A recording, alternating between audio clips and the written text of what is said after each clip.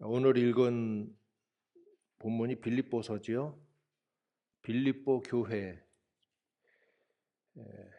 사도 바울이 2차 선교 여행 때에 주님의 뜻을 따라서 더 이상 아시아에서는 전도를 못하게 되고 밤중에 환상 가운데 마케도니아 사람이 서서 바울에게 손짓하며 건너와서 우리를 도우라. 마케도니아로 건너와서 우리를 도와달라 하는 환상을 보게 되고, 그래서 그 다음에 바울은 하나님의 뜻이구나 생각해서 아시아에서의 전도를 마치고 마케도니아로 떠나게 됩니다. 그 마케도니아 지경의 첫 번째 성에 도착하는데 그 첫 번째 도착한 성이 바로 빌립보 성입니다. 그 성에서 며칠을 지내다가 안식일이 돼서 기도처가 있는가 해서 강가로 나가게 됩니다. 아마 유대인 추방령의 영향 때문인지 어쩐지 모르지만 빌립보 성에 그 당시에 유대인 회당이 없었던 것 같습니다. 보통 성에 들어가면 바울이 유대인 회당을 찾아가서 안식일에 하나님께 기도드리고 그리고 이제 회당을 중심으로 전도를 시작하는데, 마케도니아 들어와서 며칠 동안 그냥 머물러 있고 특별한 어떤 행적을 보이지 않는 것은 아마 마케도니아에서도 로마의 중요한 제국의 도시였기 때문에 추방령이 로마시에 한정해서 이루어졌지만 마케도니아도 아마 간접적 영향을 받았는지 유대인 회당이 보이질 않습니다. 그래서 강가로 나가서, 그렇다면 소수의 유대인들이 안식일 되면 미끄베라 해서 정결예를 행해야 되는데 회당이 없기 때문에 강가에서 아마 몸을 담그고 하나님을 예배하고 했다 하고 알려지는데, 역시 성경에 바울이 기도하러 강가로 나갔더니 거기 여자들이 모여 있었다고 말씀합니다. 바울은 거기 앉아 그들에게 예수님의 복음을 전합니다. 그때 하나님께서 하나님을 경외하는 루디아라 하는 여자의 마음을 열어서 바울의 말을 청중하게 하였다 했습니다. 사도행전 16장에 기록된 마케도니아의 첫 번째 전도 사역 이야기가 기록되어 있습니다. 그래서 루디아와 그 집의 모든 사람이 다 바울에게 세례를 받고 이제 복음을 받아들인 거죠. 그래서 바울을 강권해서 자신의 집에 머물도록 합니다. 그리고 나중에 이제 16장 마지막 절에 보면 바울이 빌립보를 떠날 때의 장면이 기록되는데, 루디아의 집에 벌써 여러 형제들이 바울과 작별하는 장면이 나옵니다. 즉 빌립보 교회가 시작되고 있었다 하는 겁니다. 그리고 세 번째 여행에 바울은 에베소에서 출발해서 다시 마케도니아로 들어가서 제자들에게 여러 말로 권하고 했다 했는데, 즉 말씀들을 가르치고 권면한 겁니다. 아마 시간을 충분히 두고 말씀들을 가르치고 권면하고, 그리고 나서 마케도니아에서는 좀 내려가면 바로 헬라를 거쳐서 예루살렘으로 마지막 여행을 떠나게 돼요. 그래서 우리가 알 수 있는 것은 바울은 이 빌립보 교회의 최초의 전도와 그리고 교회 설립이 이루어지게 했고, 그 다음에 다시 재차 마케도니아를 방문했을 때 당연히 빌립보 교회에 들어가지 않았을 리가 없죠. 이렇게 두 번 정도 빌립보 교회를 방문했다는 사실을 알 수 있습니다. 따라서 마케도니아, 즉 유럽으로 향하는 관문인데 유럽 지역에 세워진 최초의 교회이자 그 첫 열매가 루디아가 있던 이 빌립보 교회였고, 바울은 이 교회를 특별히 마음에 각별하게 여겼습니다. 루디아에 집이 있었기도 하고, 음, 새로운 마케도니아 선교의 첫 문을 연 그런 열매였기도 해서 그런지 바울의 마음에 항상 있었어요.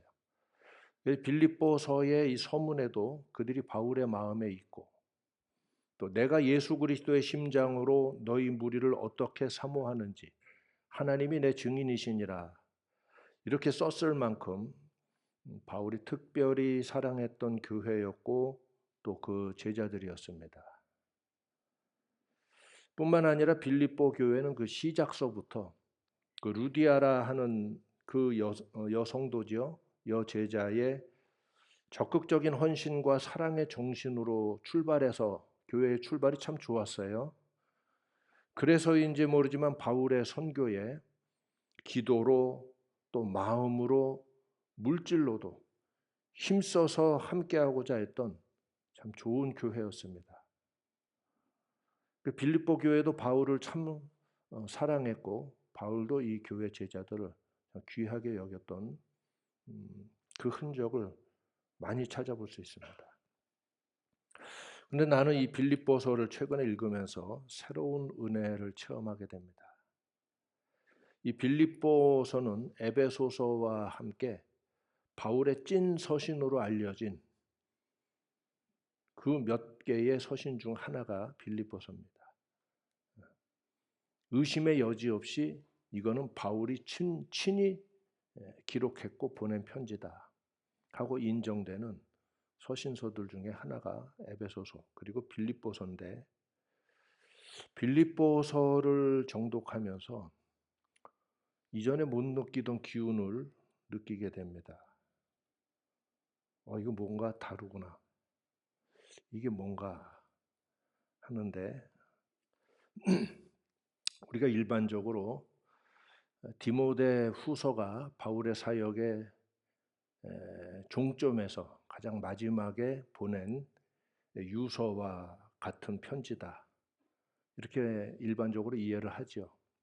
나도 또 그렇게 여러 번 가르쳤고 이야기했습니다만, 이에 대해서는 실제로 이제 다양한 전문적인 이론들이 있기는 해요. 그런 건 이제 필요 없고, 중요한 건 이 바울이 마지막 유서처럼 우리가 알고 있는 디모데 후서에서 사도 바울은 디모데에게 그 편지 말미에 너는 어서 속히 내게로 오라 하면서 몇 가지 가져올 물품을 이야기한 장면을 기억하시죠.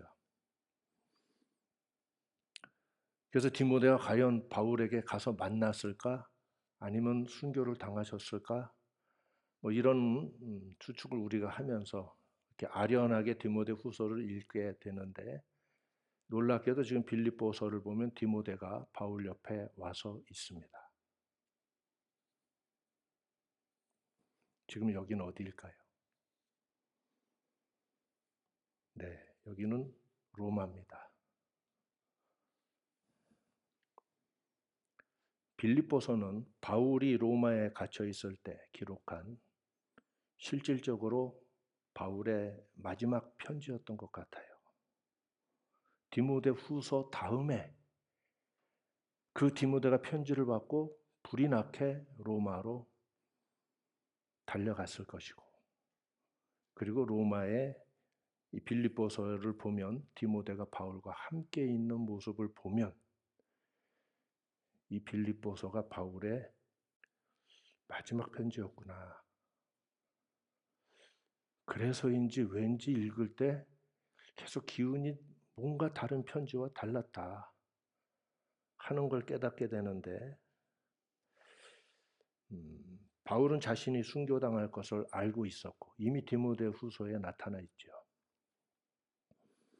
그리고 그때가 매우 가까워지는 것을 느끼고 모든 것을 정리할 시점에 가장 마음에 있던 빌립보 교회 제자들을 향해서 마지막 인사이자 마지막 권면의 말씀을 서신으로 보낸 겁니다. 마침 그때에 빌립보 교회에서 보낸 제자가 바울 곁에서 함께 있었던 장면이 빌립보서에 그대로 기록되어 있습니다. 그가 바로 에바브로디도입니다.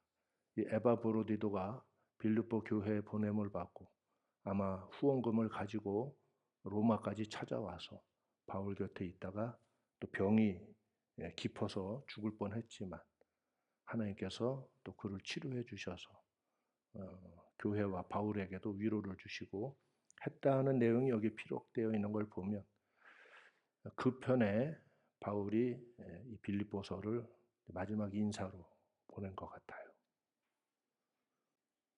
그래서 빌립보서를 잘 읽어보면 빌립보서의 이 예수님의 마지막 희생의 길을 따르는 바울의 고백과 소망 이런 이야기들이 아마도 후에는 그 뒤를 따라올 제자들을 향해서 이 서신을 통해서 이러한 소망과 그리스도의 십자가 그리고 그 뒤를 따르는 자신의 모습과 결단 그리고 너희들 역시 또한 나를 본받아서 그 뒤를 따라야 하지 않겠는가 하는 이 교훈과 소망이 오롯이 담겨있는 서신인 것을 알 수 있어요. 그래서 이 빌립보서를 조용히 정독을 하게 되면 마음이 숙연해지고 그 이 사실을 깨닫게 되면 여기 담겨있는 한마디 한마디 말씀이 바울의 삶과 바울의 삶과 피가 담겨있는 교훈의 말씀인 것을 알 수 있습니다. 그래서 읽을 때 뭔가 느낌이 달랐구나. 이 교훈과 말씀의 내용들이 이 기운이 이 마지막 마음에 이 가장 깊은 무거운 것들을 담아서 보낸 편지이고 빌립보 교회에는 영광이죠. 바울이 마지막 서신 진정한 유어 내가 보니까 이게 진짜 유서였구나. 진정한 유서는 빌립보서였구나. 이거를 받아든 이 성도들이 참 복되지요.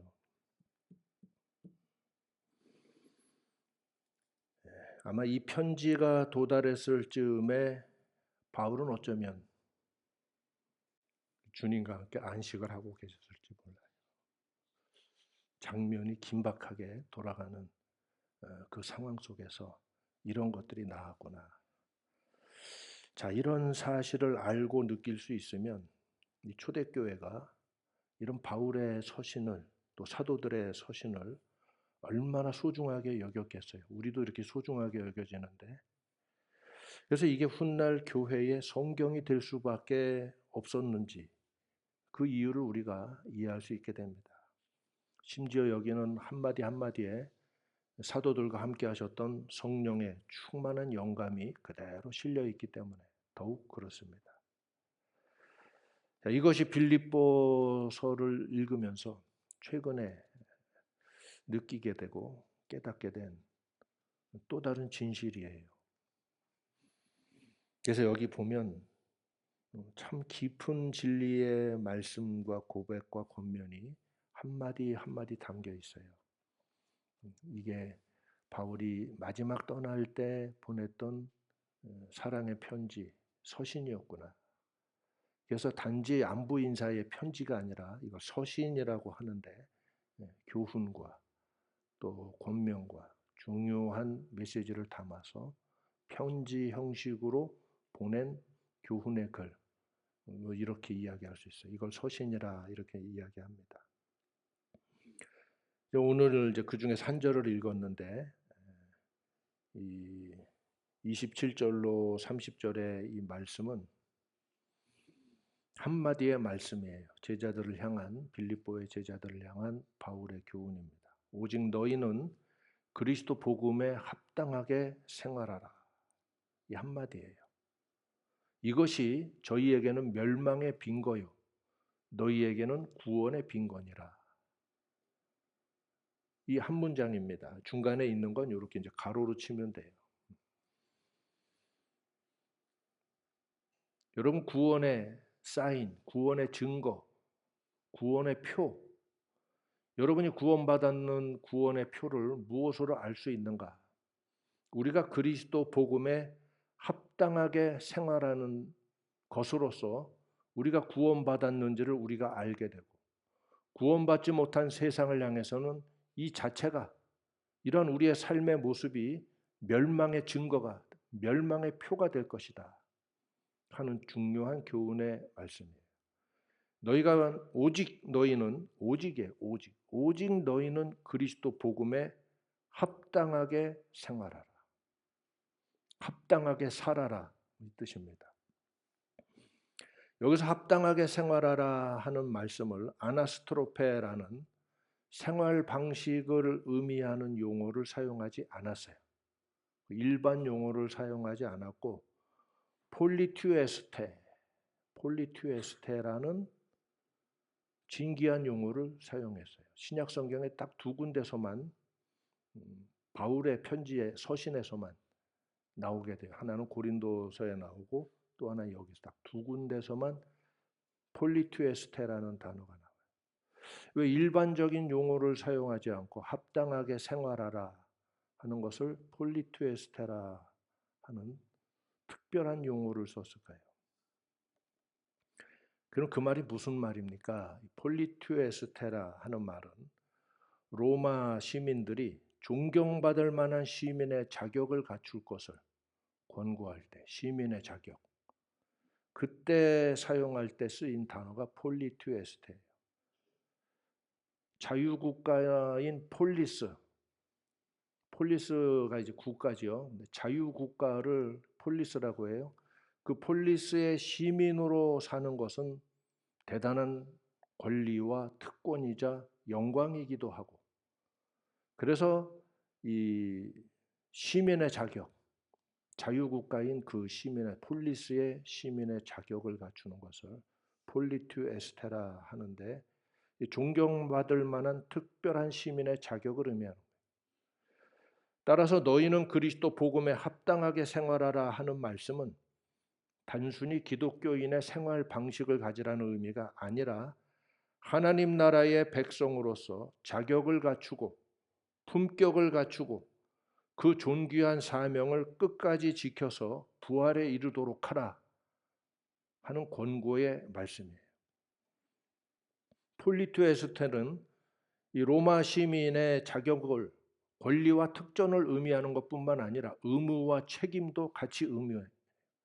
진정한 로마 시민이라면 로마 시민으로서의 의무와 또 그 책임에 충실해야만 하는, 그래서 로마의 법을 지켜야 되고 또 로마의 전투에 참여해야 되고, 이러한 의무와 책임이 반드시 뒤따라요. 단지 권리와 특권만 따르는 게 아니에요. 이것이 로마 시민의 자격을 일컬을 때 사용하는 폴리투에스테. 오늘 사도 바울은 이 특별한 권면의 한마디의 말씀에 오직 너희는 그리스도 복음에 합당하게 살아라 하는 말씀으로서 이 희귀한, 진귀한 용어를 사용해서 권면합니다. 무엇보다 주의 나라가 이르기 전까지 이 세상에서 그리스도의 복음의 사람으로서 산다 하는 것은 고난이 따를 것을 말씀했습니다. 이 세상이 선하고 의로우면 우리가 복음을 따라 사는 게 복되고 행복할 거예요. 그러나 이 세상이 악하고 하나님의 진리를 대적하는 방향으로 서 있다면 우리가 그리스도 복음을 따라 사는 삶은 우리에게 고난이 될 겁니다. 둘 중에 이 세상의 현실은 어디에 해당합니까? 후자지요. 이 세상은 하나님의 진리를 대적하고, 이 세상은 불의한 것이 아니라 사악하고 그 길 위에 서 있기 때문에 그리스도 복음을 듣고 그의 나라에 속한 백성들에게는 이 세상에서 살아가는 것이 투쟁일 수 있고 반드시 고난이 다가오기도 하는 것입니다. 그래서 우리는 죄에 대항해서 싸워야 되고 새 속에 물들지 말아야 되고 불의에 대항해서 의를 지켜야 하는 것입니다. 이것이 폴리투에스테예요. 그리스도의 복음에 합당하게 살아라. 바울은 우리가 흠이 없고 순전하여 어그러지고 거스리는 세대 가운데서 하나님의 흠없는 자녀로 그들 가운데 빛들로 나타나야 한다. 2장 15절에 이렇게 말씀했습니다. 이렇게 어그러지고 거스리는 세대 가운데서 하나님의 흠없는 자녀로서 그들 가운데 빛들로서 나타나야 된다. 오늘 이 세상 가운데 참 복음을 믿고 복음에 충실한 사람으로 사는 사람이라면 이 어그러지고 거스리는 세대 가운데서 여러분의 존재 자체가 빛들로 나타나야만 진짜 제자예요. 진짜 하나님 나라의 시민이자 백성이 될 것입니다. 이것이 여러분에게는 구원의 표라고 했습니다. 그러나 저들에게는 이것이 멸망의 증거, 멸망의 표라고 했습니다. 만일 이것이 구분되지 않는다면 이 세상에는 복음의 나라에 합당한 이 시민이 없는 거예요. 하나님 나라 백성이 없는 거예요. 이 빛이 드러나지 않고 한다면 이 세상에는 하나님 나라의 백성이 없다니까요. 그러므로 여러분, 우리는 이 세상에서 하나님 나라의 시민으로서, 즉 복음의 시민으로서, 이 복음에 합당한 이것은 여러분 뉘앙스를 이야기해 복음의 자리에 로마를 집어넣으면 돼요. 로마의 폴리투에스테로서 살아라 이 뜻이에요. 로마에. 그럼 복음의 폴리투에스테로서 살아라는 말은 뭐예요? 복음의 시민으로서, 복음에 합당한 백성으로서 그 영광과 그 특권과 그 책임을 가지고 너희는 이 세상에 살아야 한다 하는 교훈의 말씀이에요. 따라서 우리가 합당하게 생활한다, 복음에 합당하게 생활한다 하는 것은 당연히 복음을 지켜야 되는 거. 로마 시민이 로마를 지켜야 로마 안에 있는 거죠. 복음을 지킬 뿐만 아니라 복음에 합당한 가치를 지켜야 되는 거예요. 우리가 예수 떠든다고 복음에 합당한 사람 되지 않습니다. 예수 떠들면 그 예수 이름에 합당한 가치들을 지켜야 돼요. 말로는 예수를 떠들고 주창하면서 실제로 살아가는 삶은 세속 세계의 사람들과 다르지 않고 그들과 구별된 가치를 드러내고 살지 않는다면 그들은 이름만 허울만 예수일 뿐이지 예수 호소인들이지 진정한 그리스도의 제자라 할 수 없습니다. 복음에 합당한 삶을 살으라 하는 것은 복음을 우리가 믿었어요. 그래서 그 복음을 지킬 뿐만 아니라 복음을 가지고 살아가는 삶의 내용이 복음에 합당해야 돼. 그래서 우리가 말하듯이 참사랑 아하브와 그리고 의와 규범을 가지고 살아요. 제데크와 미슈파트를 지켜야 되고 헤세드와 에메트의 가치를 지켜야 돼요. 이 5가지로 요약해서 이야기하는 것이 곧 하나님의 성품이에요. 하나님의 형상입니다. 우리가 복음을 가지고서 이 가치를 지키고 살지 않으면 복음에 합당한 사람이라고 할 수가 없어요. 이런 사람이 1000만 명이 있어도 이 나라는 이 땅에 빛이 없구나라고 느끼지 이 땅에 빛이 1000만 개가 있다라고 느끼지 못하게 되는 거예요. 복음에 합당한 가치를 지키고 살아가는 사람들이 있을 때 그 수만큼 이 땅에는 빛의 개수가 될 겁니다. 저들에게는 멸망의 빈거요 너희들에게는 구원의 빈거라 하는 것은 우리가 이렇게 복음에 합당한 삶을 가지고 살아가는 자체가 세상을 향한 하나님의 메시지, 심판의 메시지가 되는구나. 동시에 구원의 복음이 되는구나 하는 걸 알 수 있어요. 여러분 세상이 빛을 가진 사람들을 통해 빛을 느끼지 못하면 저들은 어떤 경고를 받게 될까요? 사람들이 예수 믿으면 좋아, 예수 믿으면 복도 받고 예수 믿으면 병도 고치고 예수 믿으면 좋은 일이 많아, 예수 믿으면 자녀들도 잘 되고 하여튼 다 좋대. 그렇게 해서 믿는다면 저들이 믿는 믿음이 진짜 믿음인지 제대로 온 건지 도대체 구분이 안 돼. 완전 혼돈이에요. 그러나 세상이 빛을 통해서 경고를 받고 우리는 어둠이구나, 우리는 멸망이구나, 이걸 깨닫고 하나님 앞에 구원을 바라고 들어오게 된다면 제대로 복음이 전파된 거죠. 그래서 그들이 들어오게 된다면 그들이 예수님을 알게 되고 하나님의 말씀을 알게 되고 하나님 나라를 깨닫게 되고 그 나라를 영접하고 구원받을 기회가 되겠죠. 따라서 우리가 예수 전하는 것만큼 그 복음에 합당한 가치를 지켜서 살아가는 것이 세상을 향한 진정한 경고가 되는 거예요. 심판의 메시지가. 이것이 저희에게는 멸망의 빈거요, 멸망의 사인이요. 요나가 니느웨에 들어가서 40일 후면 니느웨 무너진다, 40일 후면 니느웨 망한다 하고 말했을 때 니느웨 사람들은 공포에 떨고 두려움에 떨면서 가슴을 두드리고 양심의 각성이 일어나서 스스로 죄에서 돌이키고 회개하면서 금식하기 시작한 거예요. 40일 후면 니느웨 망한다. 진정한 전도의 시작은 요나의 전도입니다. 멸망의 증거예요. 그 사람이 누구예요? 물고기 뱃속에서 머리 붙은 해초 뛰어가면서 나온 사람이에요.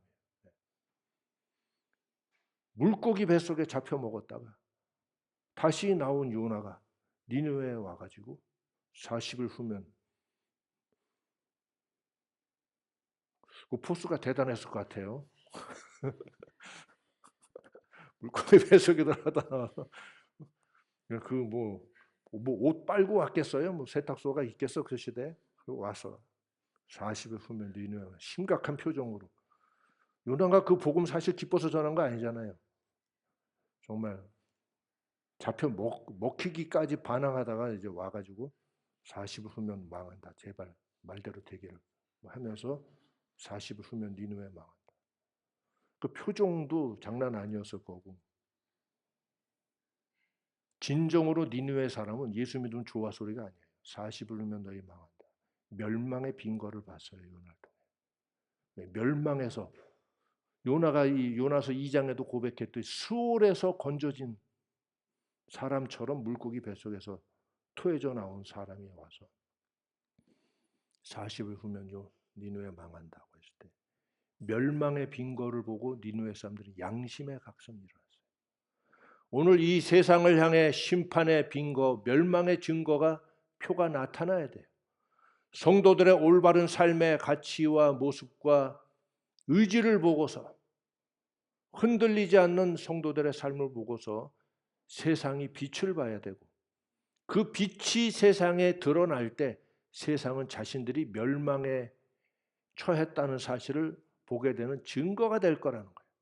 오늘 성도는 세상을 향해 멸망의 표로서 존재해야 되는 거예요. 그 멸망이라고 쓰고 다니면 멸망의 표입니까? 그거 아니죠. 그리스도 복음에 합당하게 생활하는 그리스도 복음의 제자들로서의 그 삶의 모습을 세상 가운데 섞이지 않고 지키고 나아갈 때 세상은 그들을 통해 멸망의 빈거를 보는 거야. 그 증거가 하나일 땐 무시할 수 있지만 그 증거가 많이 존재하게 되면 역으로 당하기 시작하지. 이 증거가 한둘이 아니야. 와, 이제 이거 확정됐나 보네. 이렇게 되겠죠. 진짜 전도는 이렇게 돼야 돼요. 그래서 복음을 외치는 것뿐만 아니라 복음에 합당한 사람으로서 우리 삶을 지켜나가고 살아나가고 드러내야 돼요. 그러면 저들에게는 이것이 멸망의 빈거요, 너희에게는 이것이 구원의 빈거라. 할렐루야. 여러분이 구원받은 증거를 딴 데서 찾을 생각 마세요. 내가 입에서 방언이 나오면 구원받은 건가? 그렇게 가르치는 교회도 있어요. 그거를 확신할 수는 없어. 내가 많은 은사들을 체험하고 목회 여러 가지 깊은 것까지도 경험을 했지만은 방언하는 거 하나로 그 사람 구원받다 말할 수는 없어요. 그 방언이 내용이 똑같은데 겉모양으로는 구분할 수 없는데 실제로는 거짓된 방언인 경우도 많이 봤어요. 은사와 능력이 나타난다고 그게 구원의 증거일 수는 없어요. 보통 그 정도 능력이면 구원 안 받고서 이게 말이 돼? 말세에는 마귀가 광명의 천사를 가장해서 나타나서 여러 가지 이적을 일으키도록 힘을 주기도 해요. 따라서 능력과 은사가 나타난다고 그게 다 하나님께로부터 온 거라고 확인할 수가 없어. 이건 그래서 영들 분별의 은사가 성령의 은사들 가운데 반드시 포함되어 있는 거예요. 제대로 하나님의 능력으로 거짓된 영의 역사들을 분별하지 못하면 나타난 현상 가지고 속아서는 안 돼. 그럼 도대체 구원받은 표가 뭐냐? 구원받은 증거를 어디서 할 수 있느냐? 성경에 명백히 나와요. 오직 너희는 그리스도 복음에 합당하게 생활하라. 폴리투에스테로 생활하라. 그리하면 이것이 너희에게 구원의 표다. 그리고 세상을 향해서는 이게 바로 심판, 멸망의 표가 될 것이다. 멸망의 사인이 될 것이다. 오늘 교회가 세상 가운데 멸망의 사인으로 존재하고 있습니까? 세상이 교회를 두려워합니까? 옛날에는 좀 그런 분위기가 있었는데, 나 어렸을 때. 그땐 좀 그랬는데. 그래서 이 겉으로는 욕을 하면서도 속으로는 두려워하는 게 교회였고 목사님들이었어요. 전도자들이었고. 겉으로는 애 하면서도 속으로는 사실은 많은 사람이 쫄았어요. 지금 그럽니까? 그래서 교회가 다시 이 지난날의 기세를 되살리고자 여러 가지 사역들을 하고 세상과 손을 잡고 그래 이런 일들을 하면 세상에 복음이 증거되고 부흥이 일어나는 겁니까? 성경은 아니라고 분명히 말씀했어요. 세상이 교회를 통해서 멸망의 사인을 발견할 수 있어요.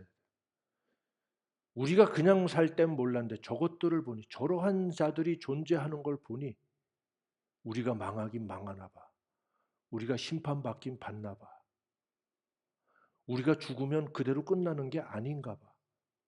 그 함부로 자살도 못할 걸?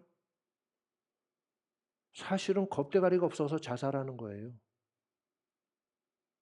그 후에 심판받는 거 알면 지금 고통이 천국일 텐데 맞지요?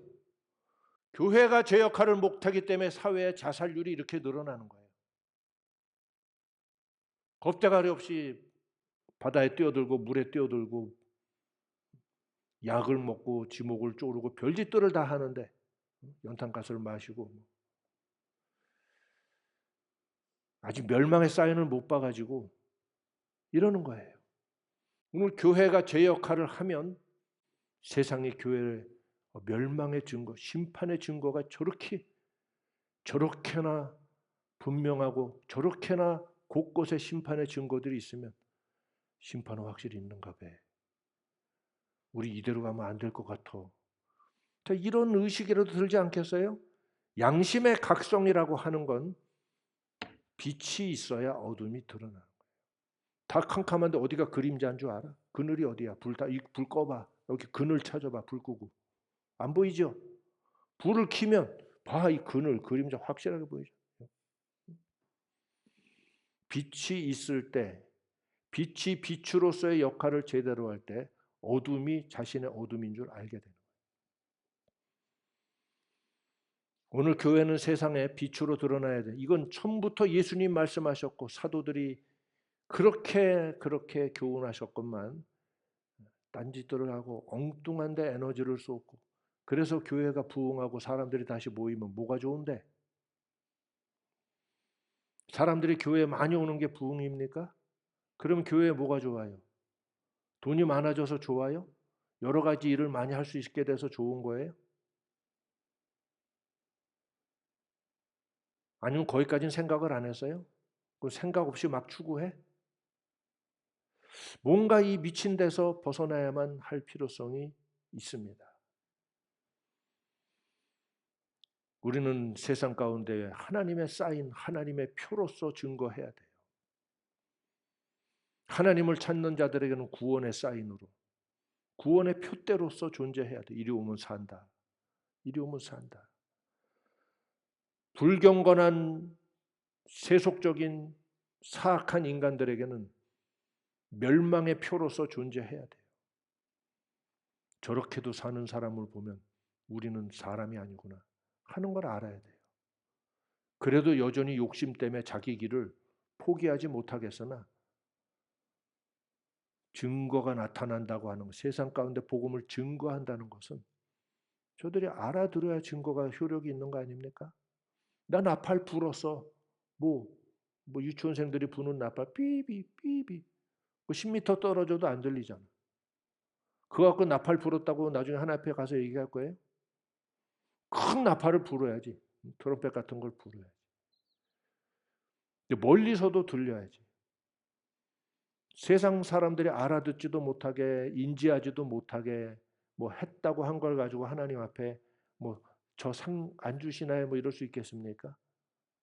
심지어 그 나라에 들어는 갈 수 있겠나? 우리가 세상 가운데 우리 자신이 표가 돼야 사인 하나님의 사인이 돼야 돼. 우린 이 세상 가운데 니느웨에 섰던 요나와 같은 존재가 되어야 해요. 하나님의 증거를 가지고 선자가 돼야 돼. 예수 믿으면 좋다는 얘기만 하지 말고 40일 후면 니느웨 망한다. 이걸 누가 영화로 좀 만들어서 한번 스틸을 딱 찍었으면 되게 멋있는 그림이 나올 것 같아. 상상할 수밖에 없죠. 상상 속에 요나를 그려놓고 40일 후면 니느웨 망한다. 그게 어떤 게 진짜 전도일까요? 결과를 보면 알지. 몇 명 믿었어? 5명이요. 3명이요. 30명 왔대요. 요나는 니느웨 성 자체가 짐승까지 회개해서. 그렇죠. 요나서에 나오죠. 짐승까지 금식하고 회개했어. 그 짐승까지 왜 굶겼는지. 그거 갖고 부족할 것 같으니까 자기 집에 있는 강아지, 당나귀 전부 다 베옷을 입히고 같이 굶는 거야. 갑자기 개들만 개불쌍해졌죠. 그 정도로 니느웨 사람들이 간절하게 하나님 앞에 제발 살려주시기를 빌고 모든 악을, 모든 사악한 걸 다 이제 버리기 시작한 거예요. 진짜 전도는요. 예수 믿으면 이게 좋아요. 약 팔어? 신경통 좋습니다. 안질에도 좋아요. 이거 먹었더니 위장병에도 효험이 있어요. 약 팔어? 예수 이름 갖고 약 장사할 생각을 하지 말고 세상을 향해 제대로 전도하려면 심판의 표가 돼야 돼요. 이 길로 들어오지 않으면 여러분 망합니다. 회개하고 구원을 받을 기회는 지금입니다. 살고 싶으면 지금 나오십시오. 이래야지. 난 옛날에 부흥 강사님들 오시면 그런 말씀 들었는데 살고 싶으면 지금 나오십시오.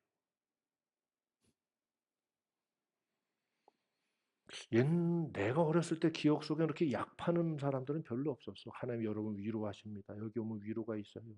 여기 오면 치유가 있어요. 하나님 여러분 도와주실 거예요. 감동적인 말, 감성팔이. 옛날 부흥 강사 목사님들은 그런 감성팔이 하는 분들 없었어요. 우리가 도리어 무서워가지고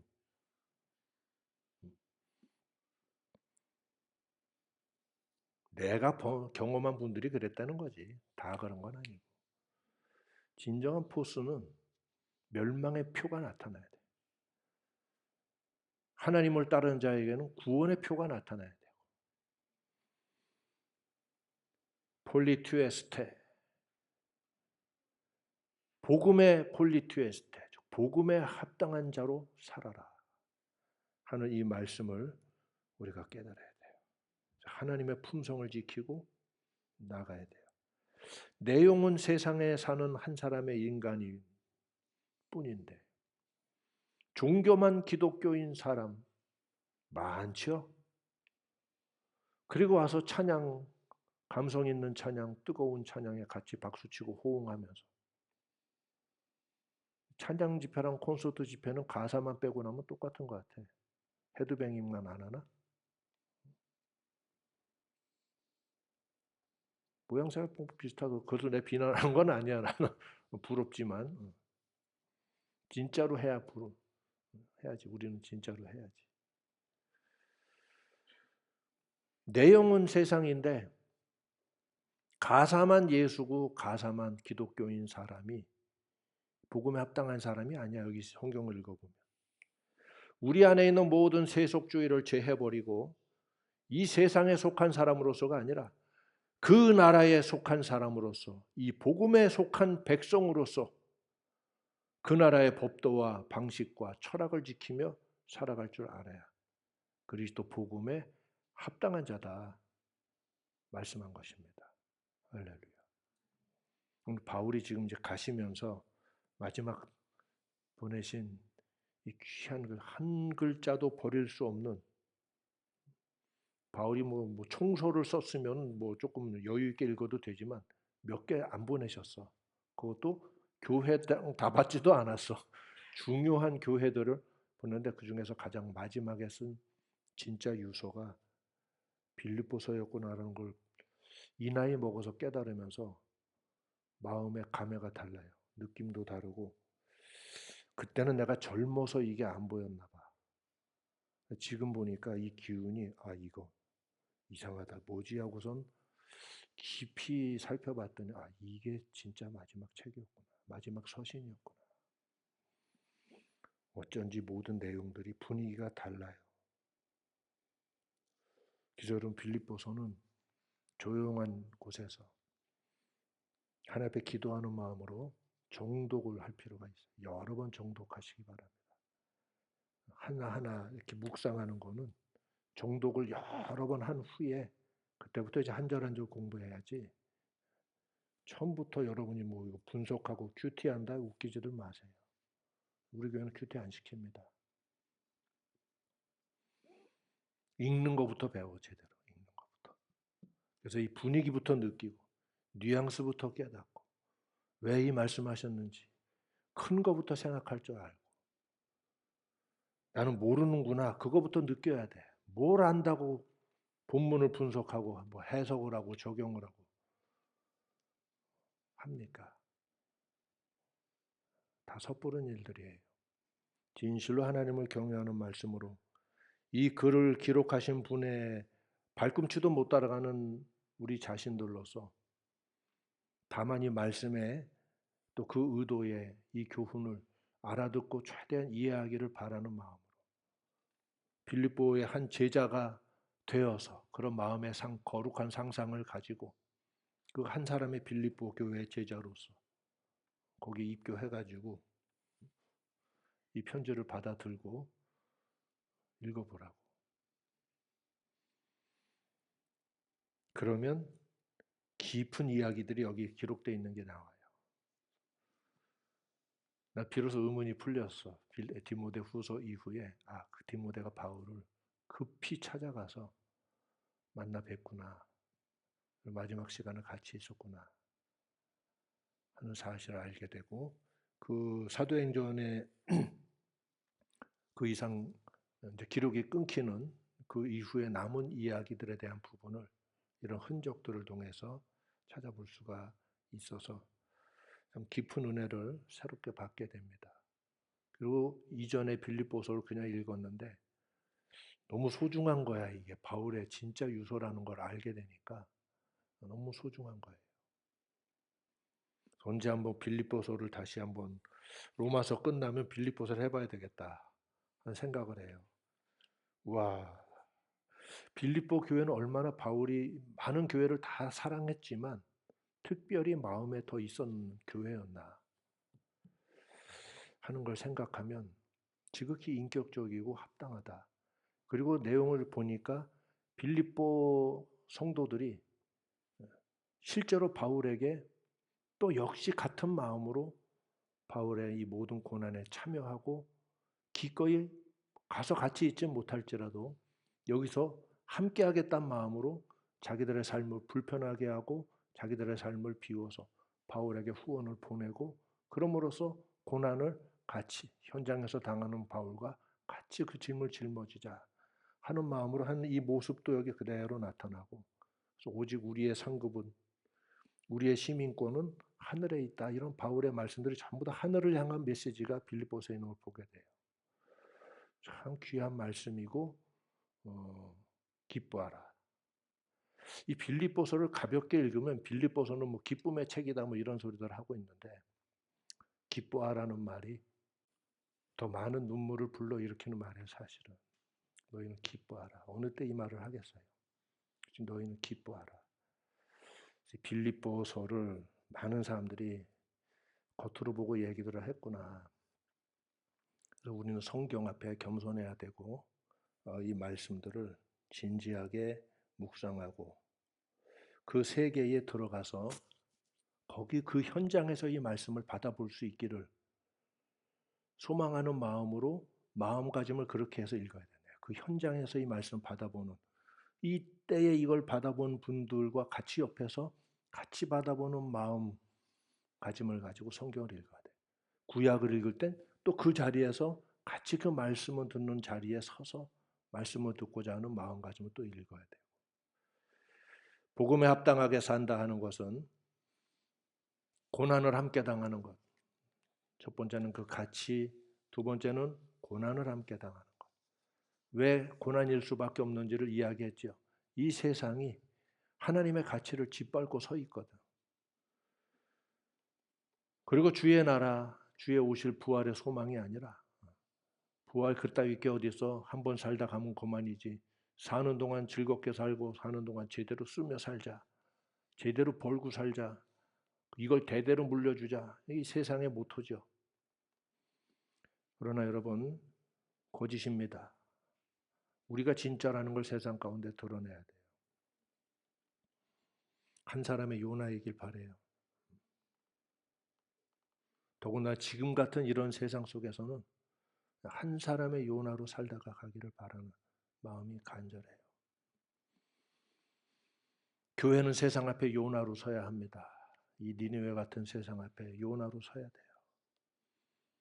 고난을 헤치고 나온 뭐 마치 영화를 그린다면 불구덩이에서 나온 사람처럼 시커멓게 다 타고나 불에서 일어난 사람처럼 나오는 그런 모습 비슷하지 않았을까 느낌이. 교회는 세상 앞에서 멸망의 빈거로 그러나 그것이 올바로 됐을 때는 하나님 앞에서는 구원의 빈거가 된다. 예수 믿고 행복 영위하자 이거 복음 아닙니다. 하나님 위로를 물론 주시지 복되게 하시지 그건 안 구해도 주셔요. 할렐루야. 우리가 전할 필요가 없어. 행복을 영위하는 게 신앙의 목적이 아닙니다. 예수 믿으니까 애들도 똑똑해지고 예수 믿으니까 모두 잘 되고 이거 뭔가 이렇게 잘 꼬셔가지고 예수를 믿게 해야 되니까 이런 저런 가지 가모니서를 하게 되는데 물론 거짓말은 아닌데 좋은 쪽만 얘기하는 거지. 그럴 필요 없구나.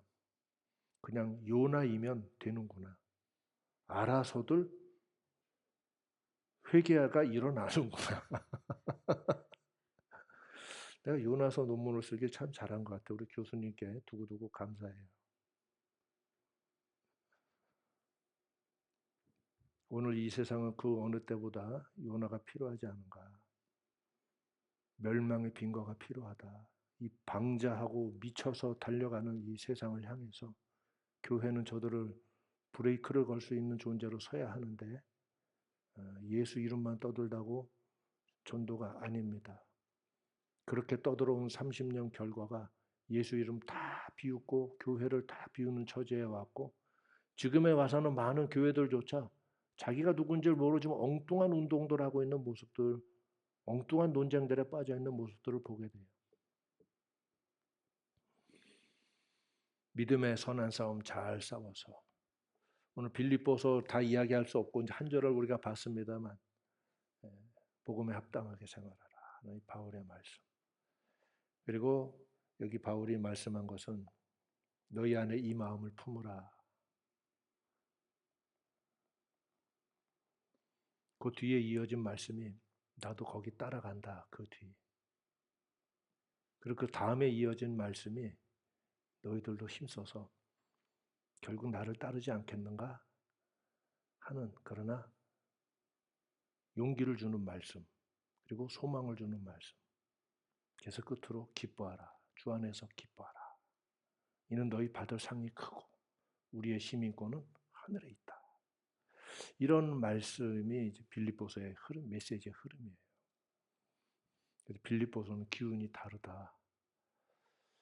이런 말씀과 함께 그 중에서 오늘 주신 말씀 하나의 핵심 메시지인데, 오직 너희는 그리스도 복음에 합당하게 생활하라. 번역됐는데 합당하게 살아라.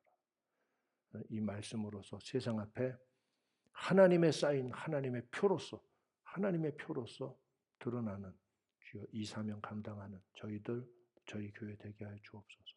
그렇게 하겠습니다. 이런 결단으로 기도하고 마칩시다. 인자하신 아버지 하나님, 감사하고 찬양합니다.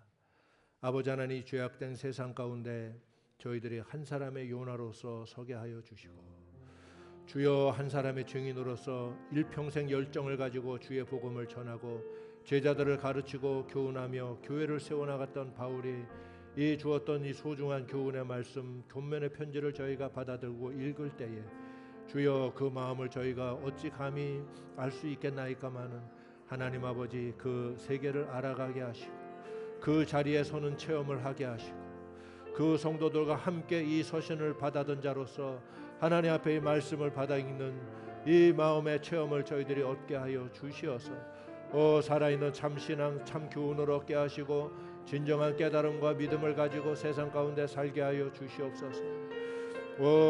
아버지 하나님, 감사하고 찬양합니다. 하나님 아버지, 감사합니다.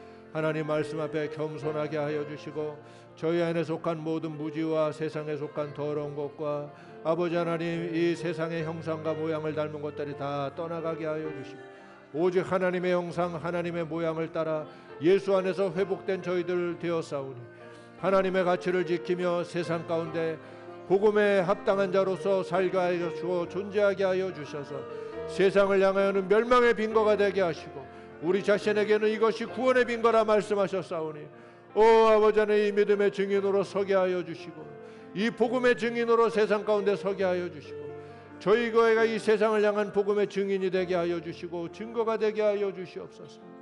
감사하고 찬양합니다. 예수님 이름으로 기도합나이다. 아멘.